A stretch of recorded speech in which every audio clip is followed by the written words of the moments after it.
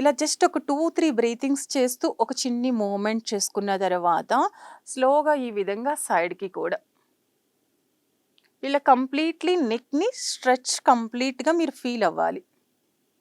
Neck మీద focus చేసుకుంటూ స్లోగా ఐస్ క్లోజ్ చేసుకొని స్మాల్ మూవ్‌మెంట్ ఇవ్వండి. నెక్స్ట్ డీప్ బ్రీత్ ఇన్ చేసుకుంటూ బ్యాక్ వెళ్ళి స్లోగా ఇన్‌హేల్, ఎక్స్‌హేల్ చేస్తూ ఇలా బ్యాక్ స్ట్రెచ్. ఈ విధంగా చేయటానికి మీకు ఎక్కువ టైం అనేది పట్టదు.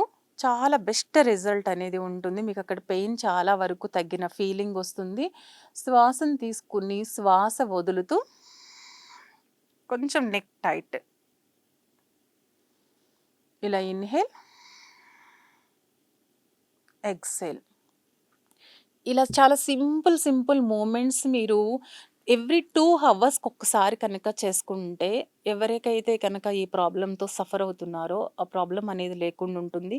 నెక్ పోస్చర్ కరెక్ట్‌గా ఉంటుంది. అలాగే స్క్రీన్ కూడా కరెక్ట్‌గా పెట్టుకోండి. ఐ లెవెల్‌కి ఉంచండి. డౌన్‌కి మాత్రం ఉంచుకొని చేసుకోవద్దు. ఈ ఒక్కటి కొంచెం చేంజ్ చేసుకొని చేసుకోండి. చాలా వరకు రిలీఫ్‌గా అనిపిస్తుంది.